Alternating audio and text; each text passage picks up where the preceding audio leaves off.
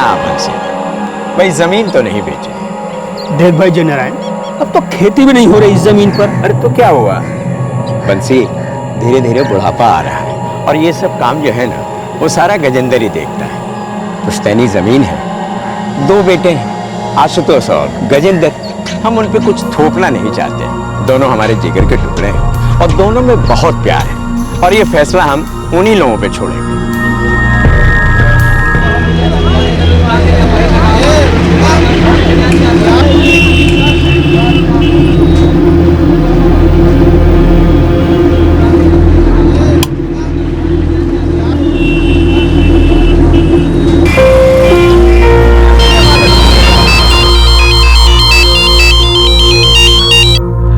जी प्रणाम गजेंद्र भैया। नमस्ते।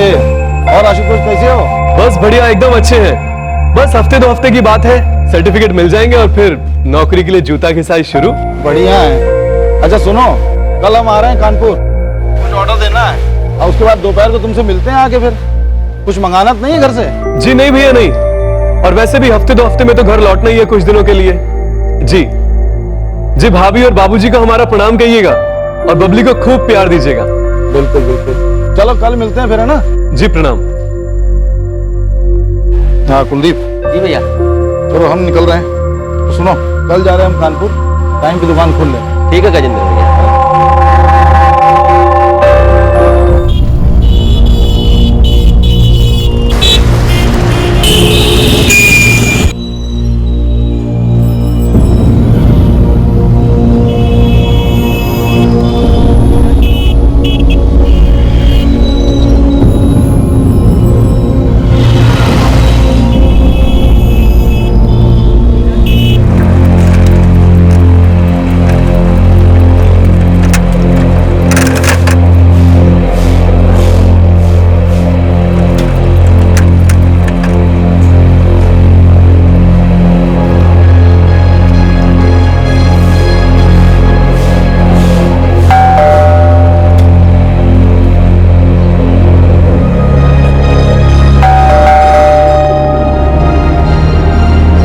आशुतोष, आशुतोष,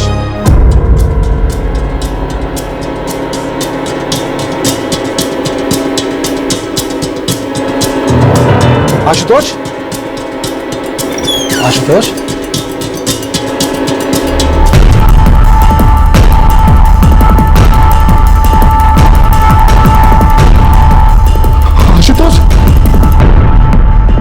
आशुतोष, आशुतोष, आशुतोष!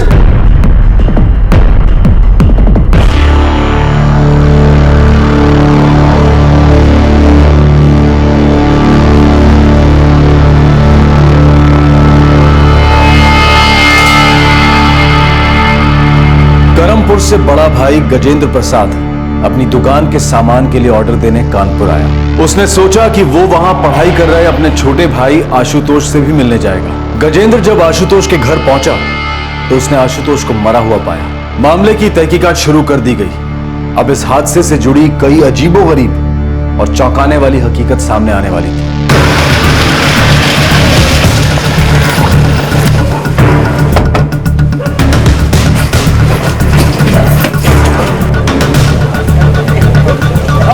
हटिए पीछे, हटिए हटिए हटिए, जान दीजिए।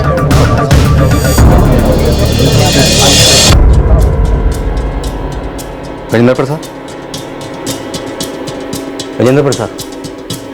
हाँ सर, हमने आपको फोन किया था सर। ये हमारा भाई आशुतोष है सर।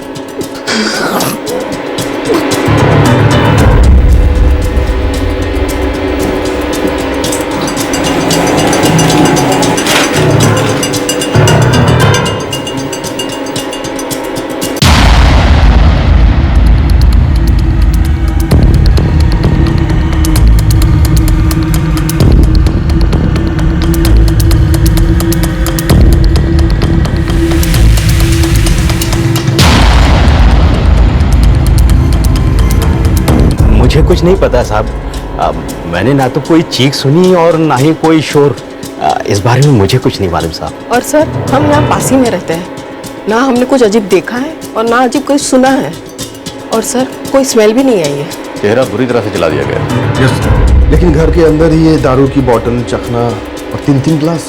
ताज्जुब की बात यह है कि घर में इतना बड़ा कांड हो गया और आस पड़ोस में किसी को खबर नहीं लगी। ये घर हमारे रिश्तेदार का है सर। पिछले 2 साल से आशुतोष यहाँ किराए पे रह रहा है।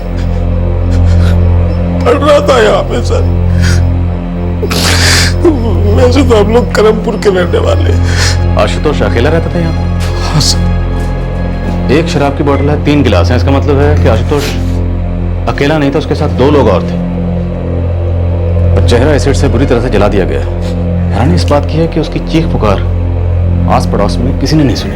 कल शाम को बात हुई थी सर उससे, सब ठीक था। ये उम्र थी कि उसकी जाने की सर।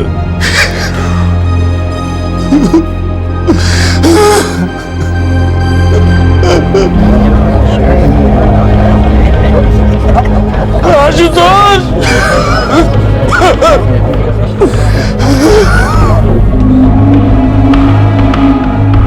चेहरा बुरी तरह से बिगाड़ दिया है, लेकिन मौत एसिड से जलने की वजह से नहीं हुई है।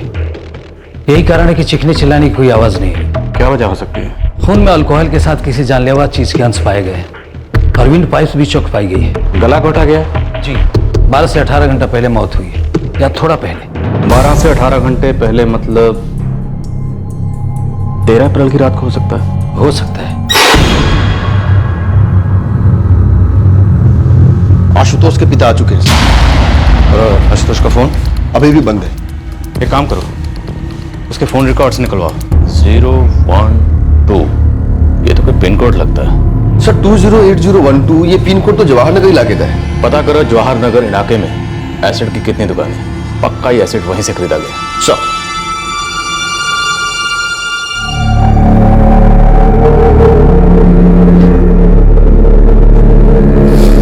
पोस्टमार्टम रिपोर्ट के हिसाब से आशुतोष को पहले जानलेवा नशीली दवाई पिलाई गई, शायद शराब में घोलकर। उसके बाद उसे गला घोटकर मारा गया और फिर तेजाब डालकर उसका चेहरा पूरी तरह से जला दिया गया। इसका मतलब कोई तो है जो सिर्फ उसे मारना नहीं चाहता था, बल्कि दुश्मनी निकाल रहा था। हमारा बेटा बहुत ही शरीफ लड़का था। बीकॉम की परीक्षा उसने पास कर ली थी, वो भी फर्स्ट क्लास से। मार्कशीट का इंतजार कर रहा था। लेकिन फिर भी कोई तो था जो उससे नफरत करता था, जो दोस्त की तरह रात को उसके घर पर आया, क्योंकि हमें उसके घर पर 1 शराब की बोतल और 3 गिलास मिले। मतलब आशुतोष अकेला नहीं था, उसके साथ 2 लोग और थे। सर आशुतोष की किसी दोस्त के साथ कोई लड़ाई थी ही नहीं सर। आप बता सकते हैं उसके ऐसे कौन से दोस्त हैं जिन्हें वो शाम को घर पर बुलाता हो, मतलब जिनके साथ वो शराब पीता हो? हमने तो उसके कॉलेज के 3 दोस्तों के बारे में सुना है बस। कौन है वो? नाम जानते हैं आप उनके? हाँ सर, हरीश, संजू और रवि सर। ये तीनों उसके साथ कॉलेज में पढ़ते थे सर, और फर्स्ट ईयर में उसके हॉस्टल के रूममेट भी थे तीनों। हरीश, रवि और संजू।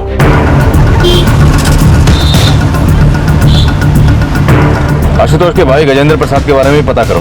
करमपुर के खबरियों काम पे लगा दिया सर, और आशुतोष के फोन रिकॉर्ड्स निकलवाओ। दोपहर तक हमारे हाथ में होंगे। ठीक है।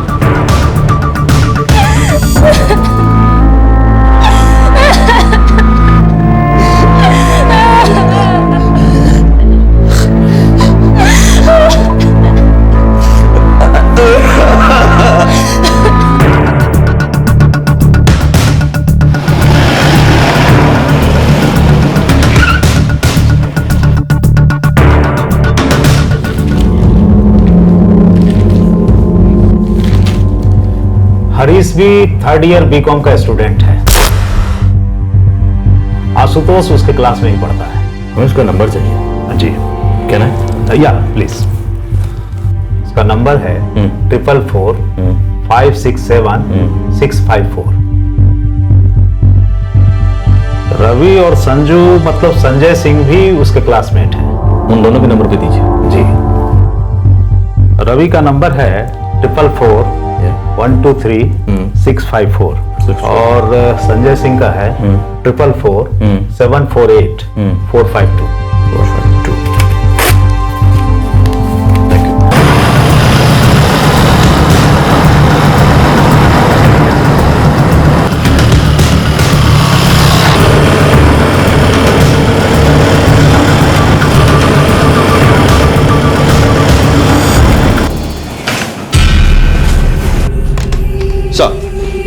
रवि, हरीश और संजू, ये तीनों दोस्त आशुतोष से लगातार टच में थे। फोन रिकॉर्ड्स में कोई बात कट की? यस सर, एक नंबर है 44498789। इस नंबर से आशुतोष को 3 कॉल्स आए थे।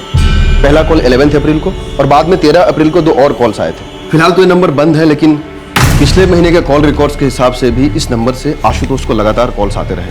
किसका नंबर है ये? सर्विस प्रोवाइडर को डिटेल्स भेज दिए सर। आज शाम नहीं तो कल सुबह तक पता चल जाएगा।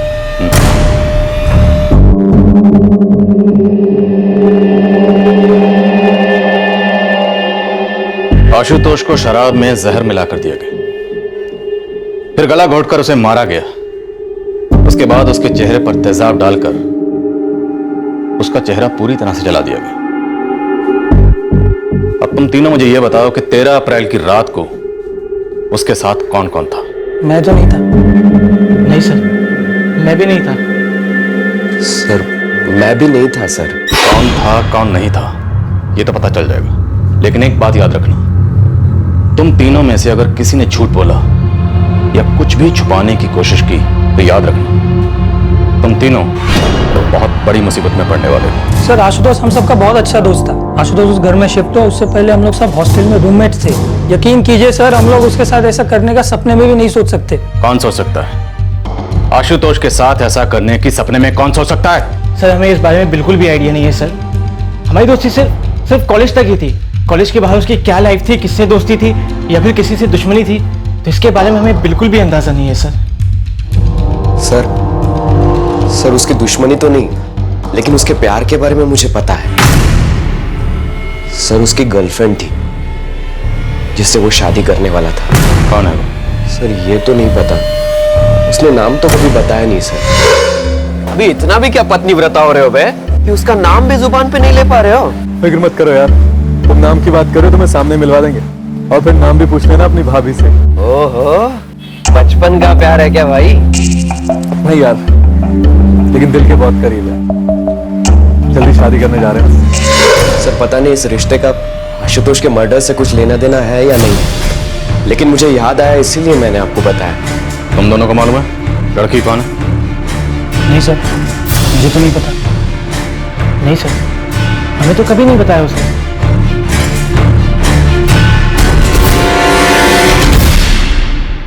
इस कत्ल का कोई सुराग सामने आने का नाम ही नहीं ले रहा था, लेकिन ये प्यार वाला एंगल क्या सही दिशा में एक धुंधला सा इशारा था? क्या ये धुन साफ होने वाली थी? क्या इसके पीछे कोई रास्ता था जो सुराग की ओर ले जाता?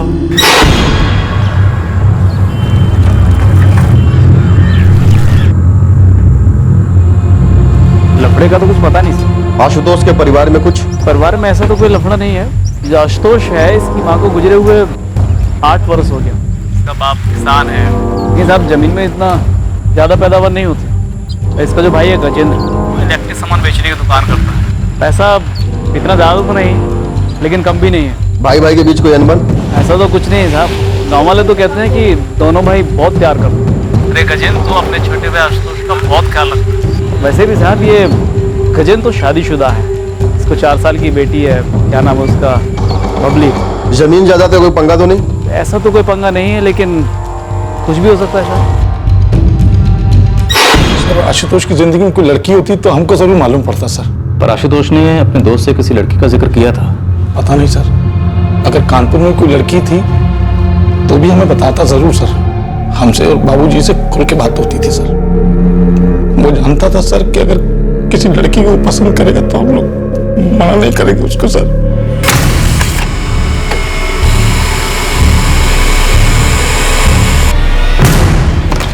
सर,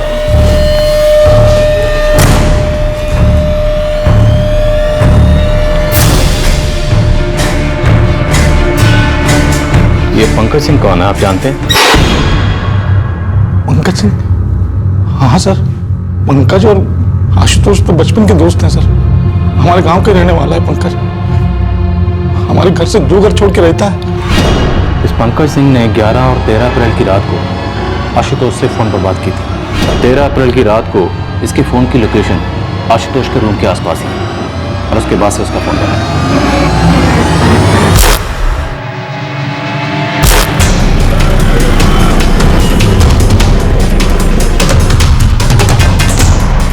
ये बोतल तो दुर्गा केमिकल्स की है।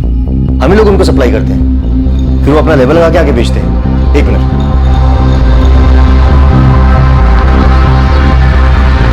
ये देखिए,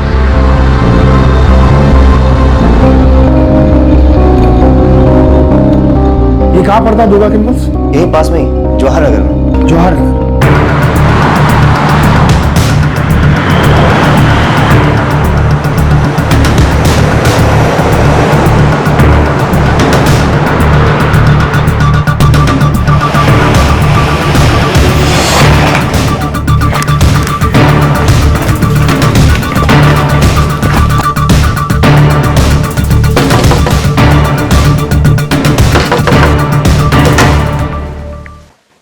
पंकज सिंह, हाँ, क्या हुआ, मिल गया आपको?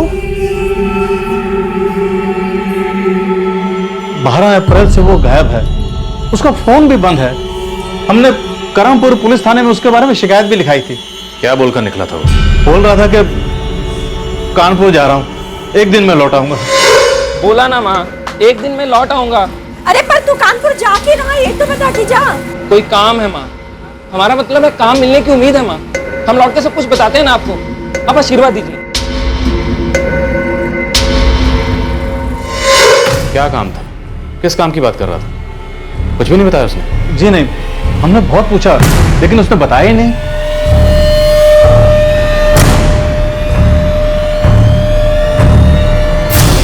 जी, ये हमारी दुकान की। अच्छा ये बताइए, ये किसने खरीदी और कब खरीदी? 1 मिनट, तो हाई ग्रेड केमिकल है, हम बिना डिटेल लिए इसे नहीं बेचते। चेक कीजिए। जी,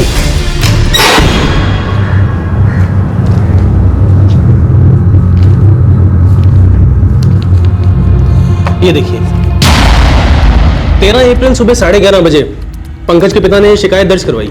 14 अप्रैल को गजेंद्र को अपने भाई आशुतोष की बॉडी मिली। सर कहीं ये आपसी साठगांठ का मामला तो नहीं है? मतलब पंकज ने पहले जुर्म किया, फिर उसने अपने परिवार वालों को बताया, और फिर पंकज के परिवार वालों ने पंकज की मिसिंग कंप्लेन दर्ज करवा दी। एक काम करो, पंकज के पिता चंद्रभान के फोन रिकॉर्ड निकालो।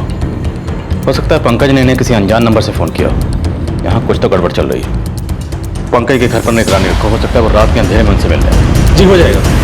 Thank you. ये देखिए, लाइसेंस का जेरोक्स लेके हम रख लेते हैं। ये 13 अप्रैल सुबह 11 बजे की घटना है। पंकज सिंह, निवासी करमपुर। जी। हाँ संतोष, बोल। सर, तो ऐसे 13 अप्रैल को सुबह 11 बजे कानपुर के दुर्गा केमिकल से पंकज सिंह ने खरीदा। ठीक है, पंकज ने 13 अप्रैल की सुबह 11 बजे कानपुर से एसेट खरीदा था, और 13 अप्रैल को ही सुबह 11:30 बजे पंकज के पिताजी ने यहाँ थाने में उसकी कंप्लेन दर्ज करा दी। सब कुछ बड़ी सोची समझी साजिश के तहत किया गया। पर क्यों, किस लिए? सर कहीं ये उस लड़की का मामला तो नहीं जिसका जिक्र आशुतोष के दोस्त संजू ने हमसे किया था? सर उसकी गर्लफ्रेंड थी जिससे वो शादी करने वाला था। मामला थोड़ा पेचीदा है, लेकिन उसका कोई ना कोई ताल्लुक उसकी पुरानी बात से। प्रणाम शोर, हमें इसका कोई ना कोई सुराग यहीं करमपुर से मिलेगा।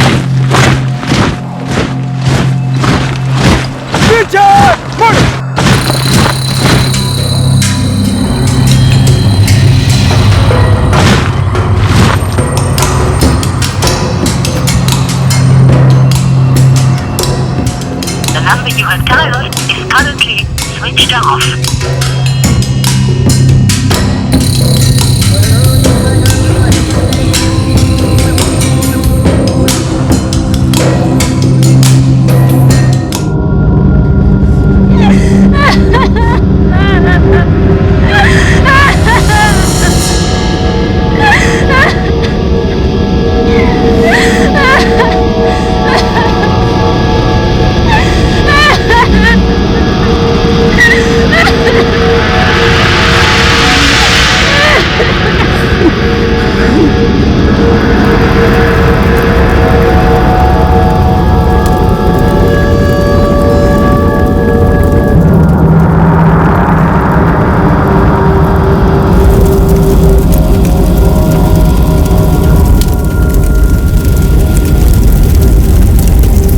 आशुतोष प्रसाद का अंतिम संस्कार कर दिया गया, लेकिन पंकज सिंह, जिस पर इस अपराध को अंजाम देने का पूरा शक था, उसकी कोई खबर नहीं थी। वो लापता था। और फिर एक ऐसी जानकारी मिली जिसने आशुतोष हत्याकांड की जांच को एक नई रफ्तार दे दी। पंकज के पिता चंद्रभान सिंह के फोन रिकॉर्ड्स में कोई खटकने वाली बात नहीं मिली सर। कानपुर से किसी अनजान नंबर से कोई कॉल? नहीं सर, पंकज का फोन अभी भी बंद है, कोई मूवमेंट नहीं दिखा रहा है।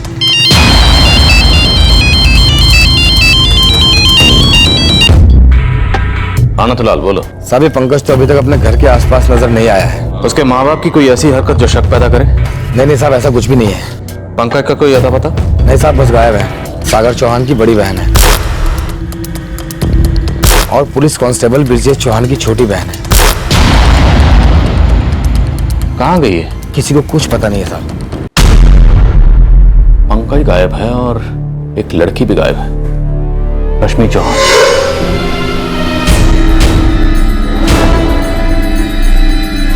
सर, ये रश्मि चौहान कहीं वही लड़की तो नहीं जिसकी बात आशुतोष के दोस्त संजू ने की थी? May be.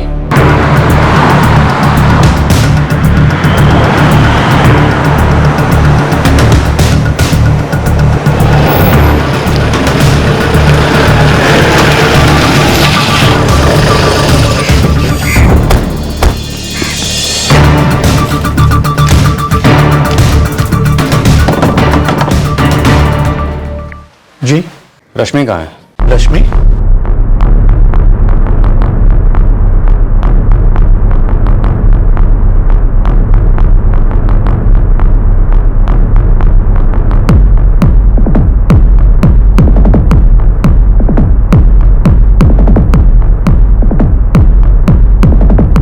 रश्मि कहाँ है? वो अपने बड़े भाई ब्रिजेश के साथ गई है। ब्रिजेश, वो जो पुलिस में है? जी। कहाँ है? पता नहीं, किसी रिश्तेदार के यहाँ। आपकी बेटी इतने दिनों से घर से बाहर है, आपको पता नहीं किस रिश्तेदार के यहाँ गई है? क्या छुपा रहे हैं, बोलिए। कुछ नहीं छुपा रहे साहब। छुपा पाएंगे भी नहीं, वो जहाँ भी होंगे हम ढूंढ निकालेंगे। ये मत समझिएगा कि ब्रिजेश पुलिस वाला है तो हम डर नहीं बरतेंगे।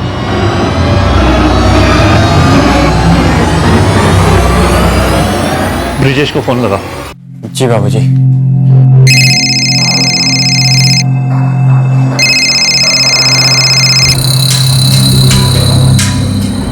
हाँ सागर, बोलो। भैया, पुलिस आई थी घर पे, रश्मि के बारे में पूछ रही थी। तुमने क्या जवाब दिया? बाबूजी ने कहा है कि आप उसे किसी रिश्तेदार के ले गए। ठीक है, चिंता मत करना।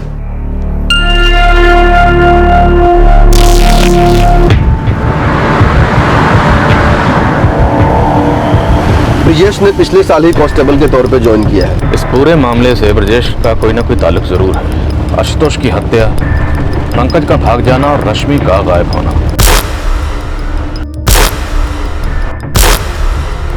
सर, कहीं ये कोई घरेलू मामला तो नहीं है? I mean honour killing type? इस मामले की कड़ियां अभी भी नहीं मिल रही हैं। इस ब्रिजेश ने अब तक जरूर कोई सॉलिड सा बहाना तैयार कर लिया होगा। देखते हैं, लेकिन सबसे पहले हमें यह पता लगाना है कि ब्रिजेश की बहन रश्मि चौहान कहाँ है।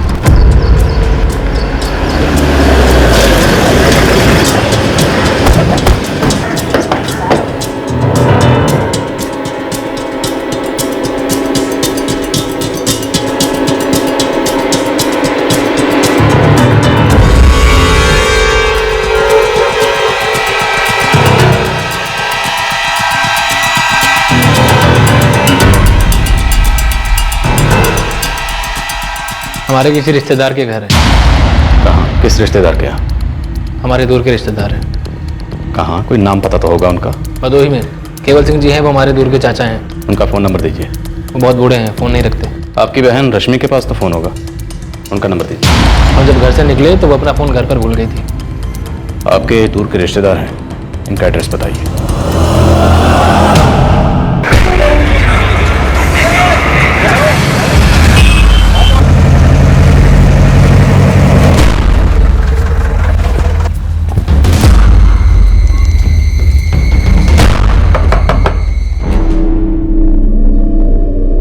रश्मि चौहान है?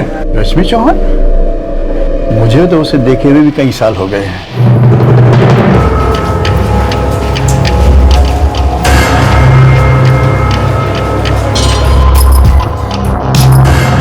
कहाँ है? पंकज कहाँ है? बोलो ब्रजेश। हमें नहीं पता सर।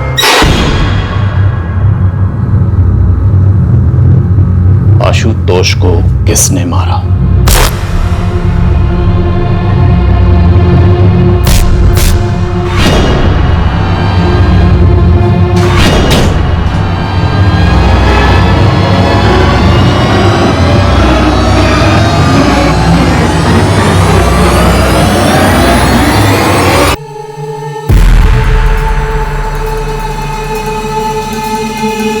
आशुतोष को किसने मारा? बोलो।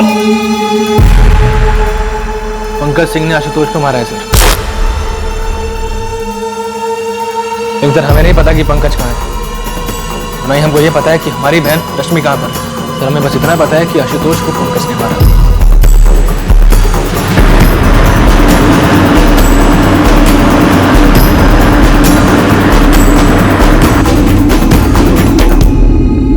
तुम्हें कैसे पता कि आशुतोष को पंकज ने मारा था? पंकज को आशुतोष को मारने के लिए मम्मी ने कहा था। रश्मि की लाश का?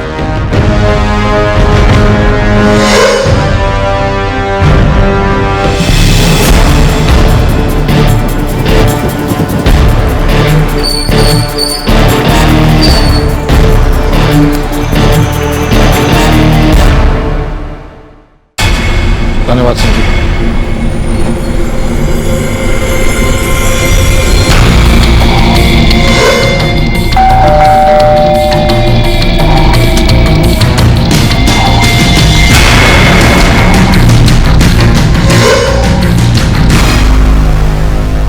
ब्रजेश, अब सब सच सच बता दो। तुम्हारी बहन रश्मि कहाँ है? पंकज कहाँ है? तुमने पंकज को आशुतोष को मारने के लिए कब कहा और क्यों कहा? आशुतोष हमारे बचपन का दोस्त था, फिर भी हमारी पीठ पर छुरा घोंप रहा था।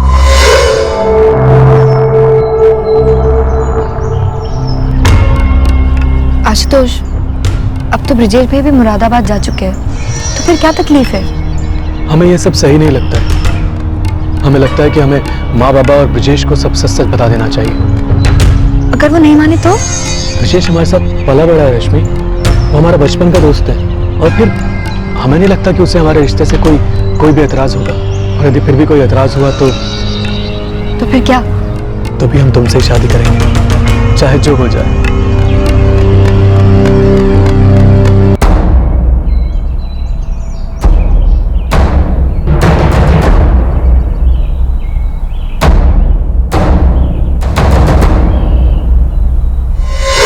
हमारे बचपन का दोस्त होकर भी हमारी पीठ पर छुरा घोंप रहा था। हर किसी को इस बात का अंदाजा था, हमें ही नहीं था। एक हम ही थे जो दोस्ती में अंधे हो गए थे, मैं कुछ देख ही नहीं पाए।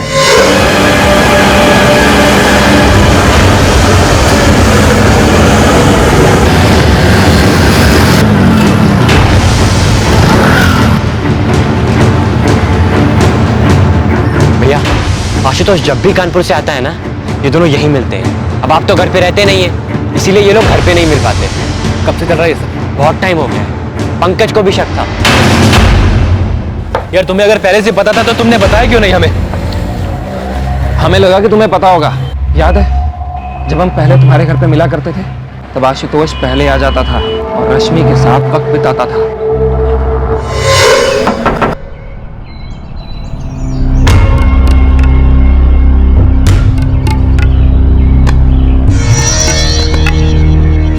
अब तुम टेंशन मत लो यार, हम तुम्हारी सारी तैयारी करा देंगे। नहीं यार, ये फिजिकल टेस्ट की टेंशन नहीं है हमें, लेकिन ये जो रिटर्न टेस्ट होता है ना यार, वही उसी की टेंशन है। अरे कुछ नहीं होगा, फिक्र काय को करते हो? और देख लेना तुम पास हो जाओगे। क्या बात है। अरे लो चाय आ गई, गर्मा गर्म चाय।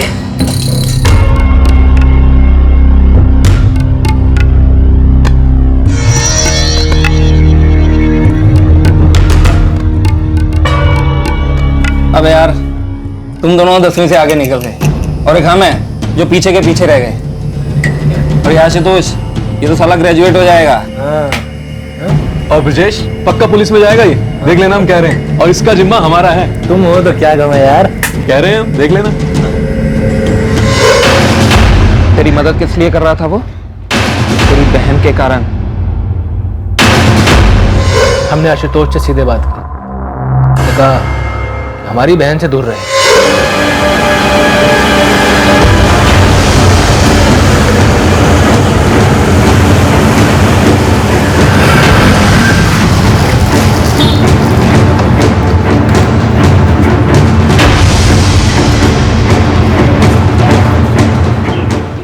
लेकिन ब्रजेश हम रश्मि से प्यार करते हैं यार। भूल जाओ उसे, अकेला छोड़ दो उसे। तुम्हारी प्रॉब्लम क्या है यार? हमारी प्रॉब्लम हम पे छोड़ दे। अरे एक दोस्त की पीठ पर छुरा घोंपाया तुमने, इतना भी नहीं सोचा कि तुम्हारे दोस्त की बहन है वो। दूर रहना उससे, हम बता रहे हो। क्यों रहे दूर? क्योंकि हम कह रहे हैं इसीलिए। हम नहीं चाहते कि हमारी बहन तुम्हारे साथ कोई रिश्ता रहे, और अगर हमें पता चला कि हमारे मना करने के बाद भी तुम हमारी बहन से मिल रहे हो, नतीजा अच्छा नहीं होगा, हम बता रहे हो।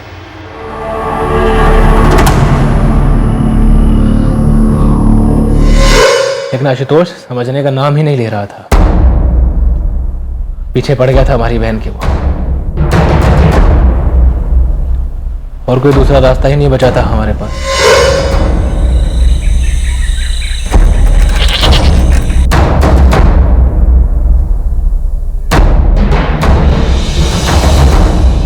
ब्रजेश, हम तुम्हारे साथ हैं। तो जैसा हम कहेंगे वैसा करोगे? हाँ यार, दोस्त हैं हम तुम्हारे, और वैसे भी उस आशुतोष ने तुम्हारी पीठ में छुरा घोंपा है। एक हमने उसे समझाया, और चाहे जितना भी समझा ले वो नहीं रुकेगा। हम चाहे तो उसे पिटवा सकते थे, लेकिन हम जानते हैं वो हमारी बहन से मिलना बंद नहीं करेगा। तुमको क्या लगता है क्या इलाज है इस इश्क के भूत का? मार दो, खत्म कर दो उसे। हम चाहते हैं कि ये काम तुम करो, तुम्हारा बाल भी बाका नहीं होगा, ये हम वादा करते हैं। पुलिस में है हम, चिंता मत करो। करेंगे कैसे? तुम कानपुर जाओगे, आशुतोष से उसके रूम पर मिलोगे, और वहीं उसे खत्म करोगे। तुम भी हमारे साथ रहोगे ना?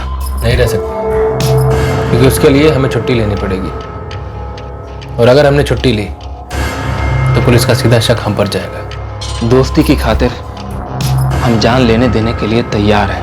हम चाहते हैं तुम उस कमीने का चेहरा तेजाब से जला दो। ज्यादा से ज्यादा तकलीफ होनी चाहिए साले को। फिर 13 तारीख की रात को पंकज ने आशुतोष को खत्म कर दिया। पंकज कहाँ अभी? पता नहीं, उसको फोन किया लेकिन उसका फोन स्विच ऑफ आ रहा है। तुम्हें कैसे पता कि पंकज ने आशुतोष को खत्म कर दिया? क्योंकि हमने ये काम पंकज को 13 तारीख की रात को करने को कहा था। हमने सुना कि आशुतोष की हत्या हो गई है। हमें यकीन हो गया कि पंकज ने अपना काम कर दिया। ब्रजेश, तुम अभी भी आधी अधूरी सच्चाई बता रहे हो। हमें पूरा सच्चाई। लेकिन हम जितना जानते थे आपको बता चुके हैं। हम तो 13 तारीख की रात से पंकज से कॉन्टैक्ट करने की कोशिश कर रहे हैं, लेकिन उसका फोन नहीं लग रहा है। फिर हमारे छोटे भाई सागर ने बताया कि जिस दिन पंकज निकला उसी दिन हमारी छोटी बहन भी घर से निकल गई थी। हमें तो दोनों दोस्तों ने ही धोखा दे दिया। लेकिन रश्मि कहाँ है? कहाँ गई वो? भैया, हमें तो लग रहा था कि रश्मि का आशुतोष के साथ चक्कर चल रहा है, लेकिन सुनने में आया कि रश्मि पंकज के साथ भाग गई है। हाँ भैया, मेरे एक दोस्त ने उसे 12 की सुबह हाईवे के पास वेट करते हुए भी देखा था।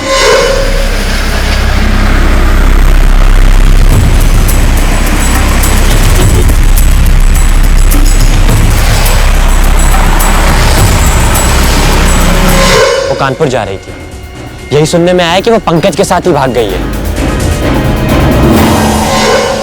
हमारे दोनों दोस्तों ने हमारे साथ धोखा किया, हमारी बहन ने हमें धोखा दिया। हम लगता था कि बस एक पंकज है जो हमारा सच्चा दोस्त है, जो हमारे लिए कुछ भी कर सकता है।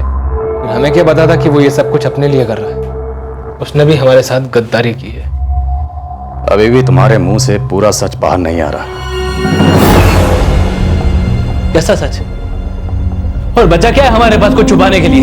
यही कि तुमने आशुतोष को मरवाया, लेकिन जब तुम्हें पता चला कि पंकज तुम्हारी बहन को लेकर तुम्हें धोखा देकर भाग गया, तो तुमने पंकज और रश्मि दोनों को ठिकाने लगा दिया। देखिए हमने ऐसा कुछ भी नहीं किया। हमें तो ये भी नहीं पता कि वो दोनों इस समय है कहां।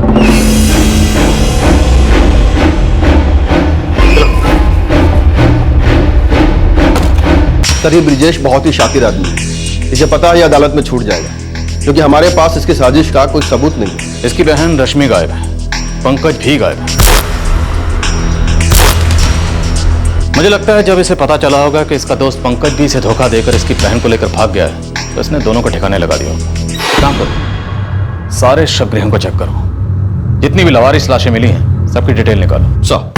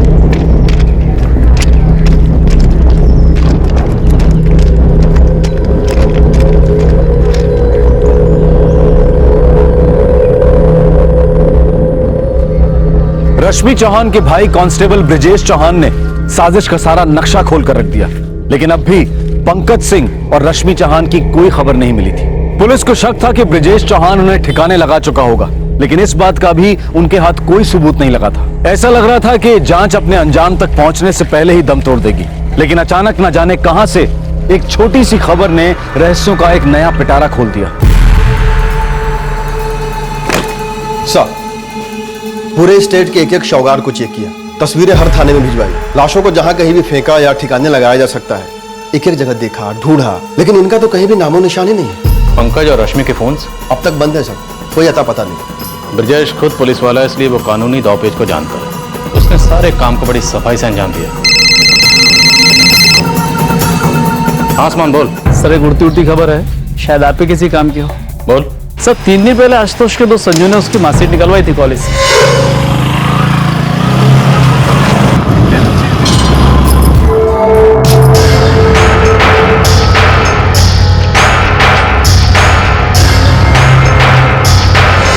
मार्कशीट?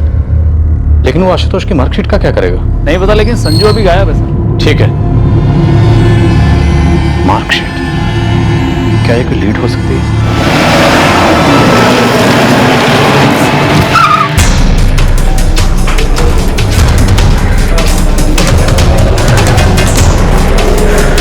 लेकिन संजय ने तो ये बताया था कि आशुतोष की फैमिली ने उसकी मार्कशीट मंगवाई है। रजिस्टर दिखाइए। जी।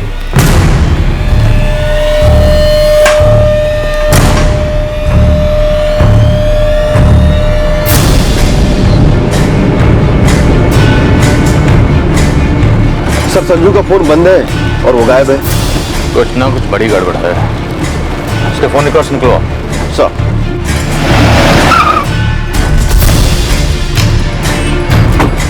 आशुतोष की मार्कशीट? उनको नहीं पता सर इसके बारे में कुछ भी। लेकिन आशुतोष का दोस्त संजू तो यही बोल के उसकी मार्कशीट कॉलेज से लेके आया कि उसकी फैमिली वालों ने मंगवाई है। पता नहीं सर उसने काहे की है सर, उसको आशुतोष की मार्कशीट की क्या पड़ी सर?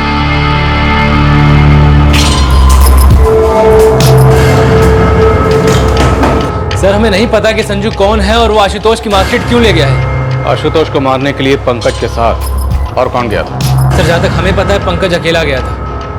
अब सर वो अपने साथ किसी को ले गया हो तो हमें नहीं पता सर। वहां 2 लोग, उन्होंने आशुतोष को मारने से पहले उसके साथ शराब पी। सर हमें बिल्कुल नहीं पता कि पंकज के साथ और कौन था। सर संजू का फोन तो अभी भी बंद ही दिखा रहा है। वैसे 1 घंटे में उसके कॉल रिकॉर्ड्स हम तक पहुंच जाएंगे। संजू कानपुर में किराए पर रहता था, एक टीम उसके गांव जा चुकी है। ये संजू वही है ना जिसने हमें आशुतोष की गर्लफ्रेंड के बारे में बताया? सर उसकी गर्लफ्रेंड थी जिससे वो शादी करने वाला था। जी हाँ सर। फिर जांच हमें पंकज की ओर ले गई, फिर रश्मि के गायब होते ही ब्रिजेश की ओर, फिर ब्रिजेश ने हमारे सामने सारी साजिश का पर्दाफाश किया। हमारा मतलब है हमें इस जांच में गुमराह किया जा रहा है। मुमकिन है सर, हो सकता है इस पूरे साजिश के पीछे केवल दुश्मनी वाला एंगल ना हो, कोई और भी एंगल हो, जैसे प्रॉपर्टी या फिर और कुछ। हमारा इशारा आशुतोष के भाई गजेंद्र प्रसाद की तरफ है। सर गजेंद्र भी अपने भाई आशुतोष को रास्ते से हटाने की सोच सकता है। लेकिन अपने भाई को मारने के पीछे गजेंद्र प्रसाद का क्या मकसद हो सकता है? सर हो सकता है कोई पुश्तैनी जमीन जायदाद या फिर कोई ऐसी चीज जो वो आपस में बांटना नहीं चाहता। पुश्तैनी जमीन है, 2 बेटे हैं आशुतोष और गजेंद्र, हम उन पे कुछ थोपना नहीं चाहते। लेकिन फिर भी उसको आशुतोष की मार्कशीट की जरूरत क्यों पड़ेगी? किसी सरकारी दफ्तर से कोई डॉक्यूमेंट हासिल करने की। सर रश्मि और आशुतोष का एंगल आते ही हो सकता है गजेंद्र और ब्रिजेश आपस में मिल गए हों। फिर इसमें उन्होंने पंकज को शामिल किया और इसे पंकज और रश्मि का एंगल बना दिया। इस तरह तीनों को ठिकाने लगा दिया। ना कोई सबूत बचा, ना ही कोई सुराग। तहकीकात ठप और उन्हें जो भी चाहिए था मिल गया। ब्रिजेश को अपनी बहन और आशुतोष से छुटकारा, और गजेंद्र प्रसाद को अपने प्रॉपर्टी के हिस्सेदार यानी कि अपने छोटे भाई आशुतोष से छुटकारा।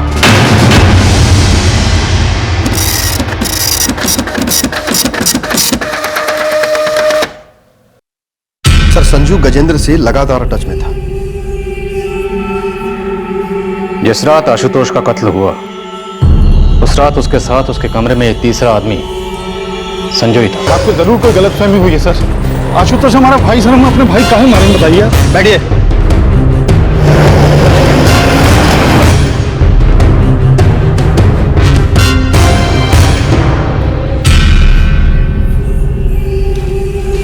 क्या साजिश थी बोलो?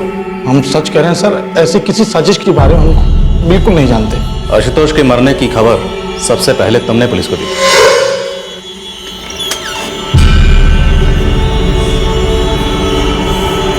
आशुतोष? सब नाटक था, जबकि तुम पहले से जानते थे कि आशुतोष मर चुका है। नहीं सर, ये सच नहीं है सर। बिल्कुल सच है। इसी साजिश के तहत तुमने 14 अप्रैल को कानपुर में आशुतोष के घर जाने का प्लान बनाया। कल हम आ रहे हैं कानपुर, कुछ ऑर्डर देना है और उसके बाद दोपहर को तुमसे मिलते हैं आके। फिर सर वो हमारा छोटा भाई था सर, अपने बच्चे की तरह मानते थे सर उसको। तुम्हारा ये छोटा भाई तुम्हारी पुश्तैनी जायदाद में आधे हिस्से का हकदार था। नहीं सर, ऐसा कोई झगड़ा हमारे बीच में था ही नहीं सर कभी। ऐसा कोई झगड़ा नहीं था तो फिर कैसा झगड़ा था? बता तो रहे सर, कोई झगड़ा ही नहीं था सर। हमने तो ग्रेजुएशन तक की पढ़ाई उसकी खुद करवाई है सर। ये संजीव आशुतोष की मार्कशीट लेने क्यों गया था? हमको नहीं मालूम सर। लेकिन वो लगातार तुम्हारे संपर्क में था, तुम्हारी लगातार उससे फोन पर बात होती रही। सर वो आशुतोष का दोस्त था तो हमको फोन करता रहता था सर, पूछता रहता था कि भैया आशुतोष के हत्यारे पकड़े गए कि नहीं। बस। क्यों? वो आशुतोष के ऊपर जीवनी लिख रहा था, उसको इतना इंटरेस्ट क्यों था कि आशुतोष के हत्यारे पकड़े गए या नहीं पकड़े गए? हमको नहीं मालूम सर, हमको लगा उसका दोस्त है तो बात कर लिए। तुमने और ब्रजेश ने मिलकर पंकज और रश्मि को कब और कहां मारा? ये क्या कह रहे हैं सर आप? भगवान कसम साहब, हमको अंदाजा ही नहीं है सर इसका कुछ। साहब एक नंबर है जिससे 19 अप्रैल 2013 से इसे फोन आने शुरू हुए और 23 अप्रैल तक आते रहे। किसका नंबर? दिल्ली के किसी ज्ञानी लाल का, लेकिन अभी ये नंबर बंद है। कौन है ज्ञानी लाल? हमारे जानकार है साहब, पहले कानपुर में रहते थे। नंबर क्यों बंद है इनका? हमको नहीं मालूम सर। लेकिन ज्ञानी लाल ने ये नंबर 19 अप्रैल को ही लिया है और ये रहे उसके सारे कॉल रिकॉर्ड्स। सच बोल रहे हैं सर, हमारे पास एक कॉल आई, उसके बारे में हम कितना जान सकते हैं सर, बताइए आप। ये गजेंद्र अभी टूट नहीं रहा, लेकिन ये पक्का इस गड़बड़ में शामिल है। सर ये लोग अच्छे से जानते हैं कि इनका चुप रहना तहकीकात को आगे नहीं बढ़ने देगा। उस ज्ञानीलाल की कोई खबर? उसने सिम कार्ड दिल्ली के जहांगीरपुरी इलाके से खरीदा था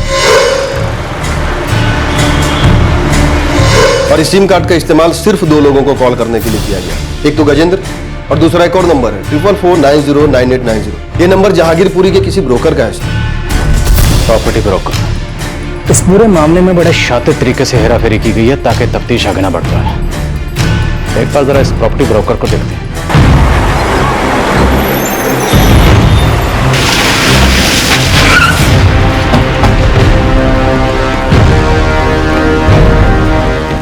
ज्ञानीलाल। ये ज्ञानीलाल 19 अप्रैल से लेकर 22 अप्रैल तक लगातार आपके टच में था, कोई खास वजह? जी हाँ, मैंने उन्हें एक किराए का घर दिलवाया था जहांगीरपुरी में। जहांगीरपुरी में कहा? जी, एसपी कॉलोनी में दिलवाया था, यही कुछ 2 दिन पहले। हमें उसका एड्रेस चाहिए और डॉक्यूमेंट्स भी। Sure sir. जी हाँ, ये रहे।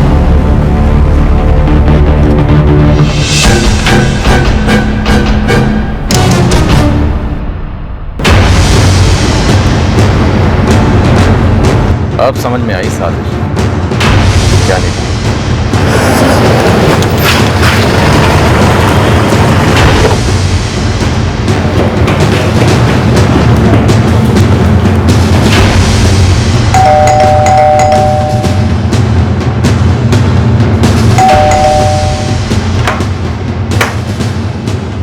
ज्ञानीलाल, तुम्हारा डबल रोल अब खत्म हो गया। आशुतोष, कौन है?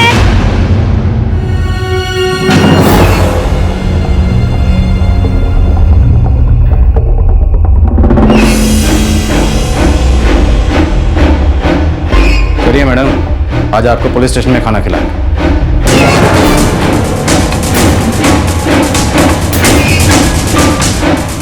पंकज सिंह कहाँ है? बोलो, अभी तुम लोगों को बहुत कुछ बताना बाकी है।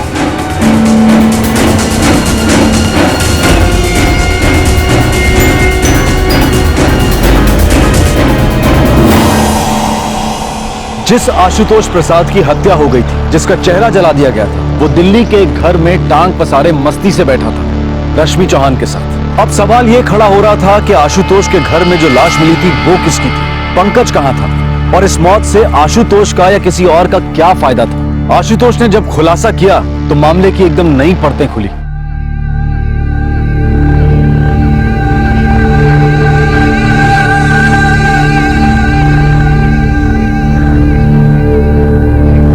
सारी कहानी फ्लैशबैक में सुना दो। क्या था ये षड्यंत्र? बोलो। पंकज हमें मारने आ रहा था। ये बात तुम्हें कैसे पता चली?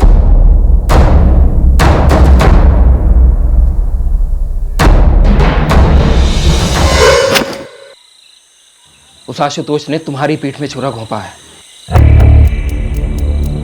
हमने उसे समझाया और भी समझाएंगे तो भी वो समझेगा नहीं। तुमको क्या लगता है क्या इलाज है इस इश्क के भूत का? मार दो, खत्म कर दो उसे। तुम कानपुर जाओगे, आशुतोष से उसी के घर पर मिलोगे और वहीं पर उसे खत्म कर दो। दोस्ती की खातिर हम जान लेने देने के लिए तैयार हैं। हम चाहते हैं तुम उस कमीने का चेहरा तेजाब से जला दो। ज्यादा से ज्यादा तकलीफ होनी चाहिए इस साले को।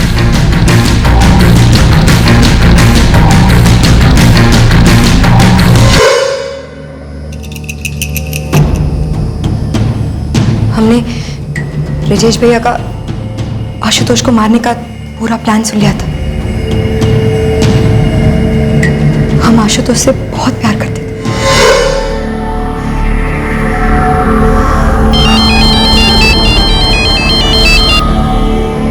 हाँ रश्मि, कैसी हो तुम?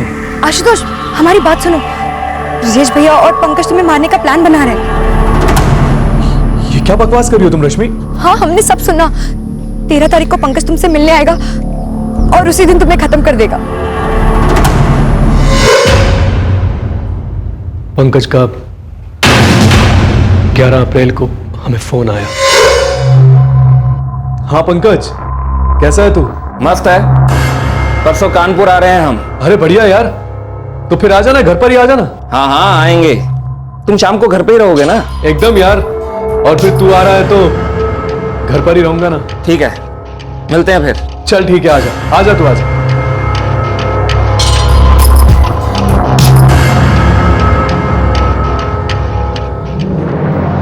हाँ कुछ काम है, फटाफट मिल। ठीक है।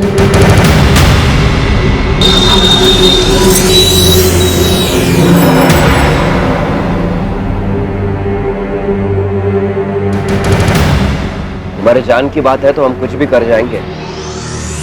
आखिर तुम जिगरी यार हो हमारे। एसिड लेके आ रहा है हमारा मुंह जलाने के लिए। आने दो, देख लेंगे साले को।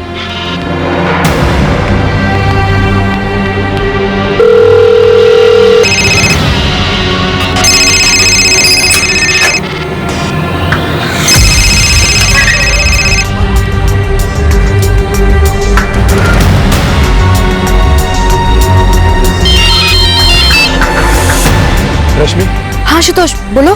तुम्हारा भाई ना हम दोनों को साथ में देख नहीं सकता है, बता रहे हैं हम। और यदि इस बार भी हम बच गए ना, फिर से कोशिश करेगा हमें मरवाने की। तो तुम करना क्या चाहते हो? तुम शादी करोगी हमसे? हमें अपनी सारी जिंदगी तुम्हारे साथ बितानी है आशुतोष। घर छोड़ सकती हो हमारे लिए? तुम एक बार बोलो तो सही। बोला, अभी तुरंत कानपुर के लिए निकलो। लेकिन करना क्या है? उनका प्लान उल्टा करना है, बस तुम निकलो। हमारा अभी निकलते हैं।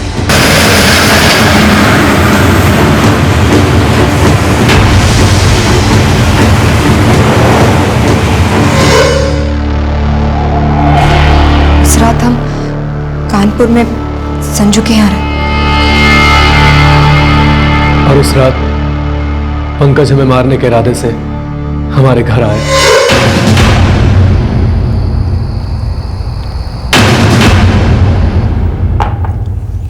तुमको क्या लगता है ब्रिजेश मान जाएगा?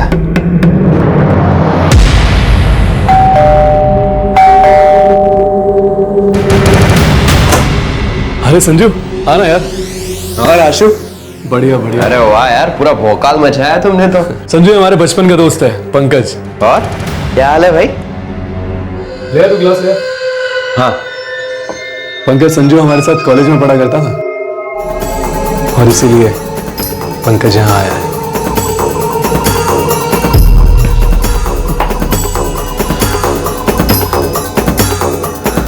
तुम्हें क्या लगा था बे?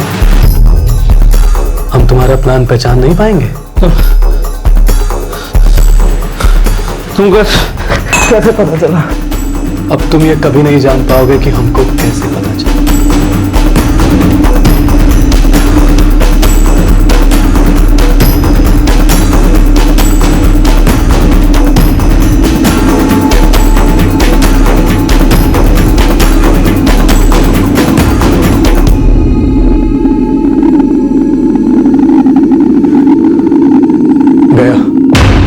चलो इसकी लाश ठिकाने लगा दे। नहीं संजू, इसके लिए हमने कुछ और ही प्लान किया। क्या? ये हमारा चेहरा जलाना चाहता था ना?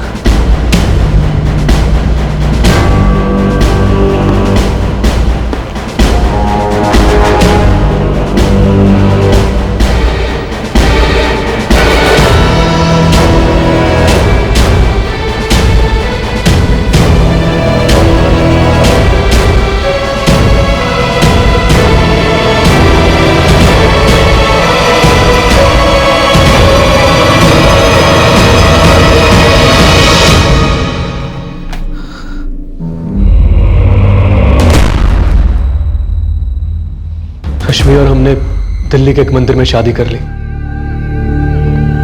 हम तो वापस आना ही नहीं चाहते थे, लेकिन जहां भी नौकरी के लिए जाता ग्रेजुएशन के सर्टिफिकेट की मांग होती, इसीलिए हमने संजू को कॉलेज मार्कशीट निकलवाने के लिए भेजा।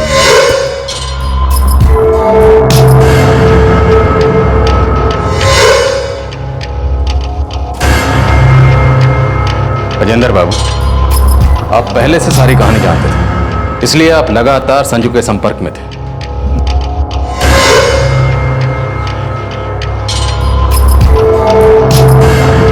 धन्यवाद संजू।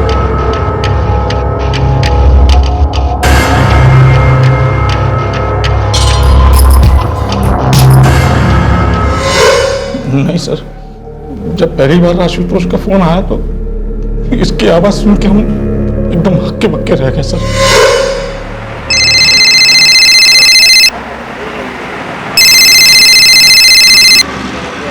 हेलो भैया। कौन बोल रहा है? भैया आशुतोष बोल रहे हैं। आशुतोष? कौन बोल रहा है? देखिए मजाक मत करिए हमारे साथ। भैया हम आशुतोष ही बोल रहे हैं। जब हमें मालूम पड़ा कि आशुतोष जिंदा है तो हम तो मतलब एकदम झटका ही खा गए थे सर। लेकिन इसने हमें ये नहीं बताया था कि ये पंकज को मार चुका है। भैया सही कह रहे हैं। दरअसल हमने भैया को कुछ बताया ही नहीं था। हमें डर था कि कहीं किसी मौके पर भैया आप लोगों के सामने कुछ बोल ना दें। भैया कुछ नहीं बोलेंगे तो हमें कुछ पता नहीं चलेगा। अपराधी कितना भी शातिर हो, लेकिन अपराध नहीं छुपा सकता। देर सवेर उसका अपराध सामने आ ही जाता है, जैसे तुम्हारी सारी हकीकत हमारे सामने आ गई।